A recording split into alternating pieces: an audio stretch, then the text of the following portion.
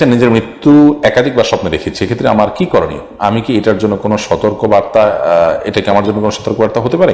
ফরজ গোসলের সময় ওযু না করলে কি গোসল হবে? আমার স্বামী আমার কোনো কথাই শুনতে চায় না, বাচ্চাদের নিয়েও কোনো কথা শুনতে চায় না। কিছু বললে বলেন তোমার কথা শুনবো না, এমন অবস্থা আমি কি করব? ছেলেরা কি আংটি, চেইন এবং ব্রেসলেট ইত্যাদি পড়তে পারবে? আদ্রিন আদিল আপনি লিখেছেন, ফরজ গোসলের সময় ওযু না করলে কি গোসল হবে? গোসল হয়ে যাবে। ওযু নিয়মতান্ত্রিক ওযু না করেও যদি আপনি কুলি করেন, নাকে পানি দেন, গড়গড় করে কুলি করেন এবং পুরো শরীর ধৌত করেন, তাতে ওযুর কাজ হয়ে যায়, এরকম করলে আপনার গোসল হয়ে যাবে। কিন্তু সুন্নাত হলো শুরুতে ওযু করে তারপরে গোসল করা। তো সেক্ষেত্রে সুন্নাতটা তরক হবে, কিন্তু গোসল হয়ে যাবে। রুনা বেগম আপনি লিখেছেন, আমার স্বামী আমার কোনো কথাই শুনতে চায় না, বাচ্চাদের নিয়েও কোনো কথা শুনতে চায় না। কিছু বললে বলেন তোমার কথা শুনবো না, এমন অবস্থা আমি কি করব?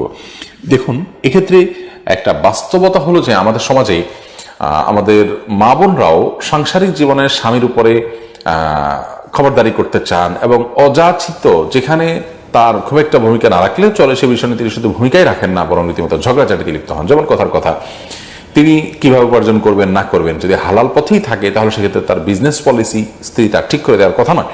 ঠিক একইভাবে বাচ্চাদের নিয়ে আপনার স্বামী যদি কোনো শরিয়া লঙ্ঘন করার মতো কোনো কাজ না করেন, তাহলে সেক্ষেত্রে সে বিষয় নিয়ে স্ত্রী তার সাথে ঝগড়াঝাটিতে লিপ্ত হওয়া, এটা বোকামি ছাড়া কিছু নয়। ধরুন কথার কথা, জামা আমরা তার জন্য এখন কিনবো না, এটা কিনবো না, ওইটা কিনবো, এই বিষয়গুলো যদি আর্থিক দায়িত্বগুলো যদি স্বামীর, অতএব সেক্ষেত্রে স্ত্রী সেখানে অযাচিতভাবে হস্তক্ষেপ করা কিংবা অহেতুক সেটা নিয়ে নিজের মাথা নষ্ট করা, এটা বোকামি ছাড়া কিছুই নয়।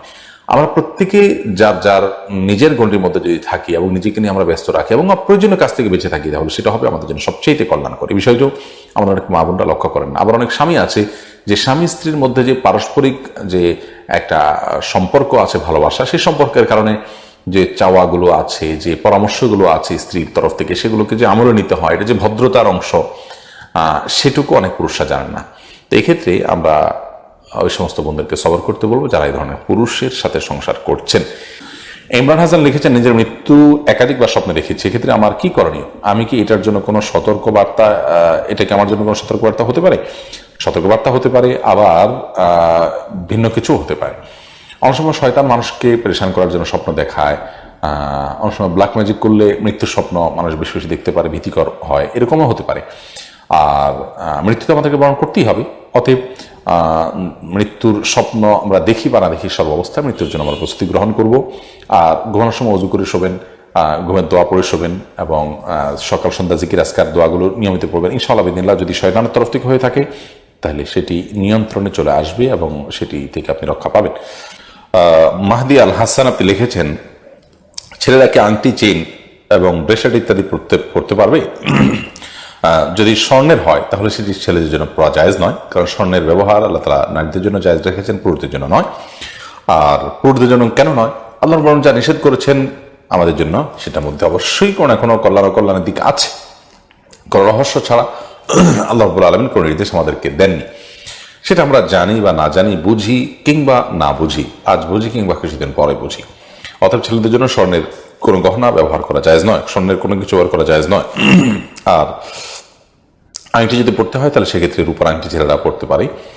আর চেইন, ব্রেসলেট সাধারণত এগুলো নারীদের আপনার গহনা, নারীদের সাথে সাদৃশ্য যেন না হয় সেই নির্দেশ নবী সাল্লাল্লাহু আলাইহি ওয়াসাল্লাম দিয়েছেন। আল্লাহুল মুতাশাব্বিহিনা মিনার রিজালি বিন নিসা, ওই পুরুষদের প্রতি আল্লাহর লানত এবং অভিশাপ নাজিল হয় যারা মেয়েদের সাথে সাদৃশ্য গ্রহণ করে, তাদের সাথে মিল রাখে। অতএব মেয়েরা যে সমস্ত গহনা পরে সেগুলো ছেলেদের পরা উচিত নয়।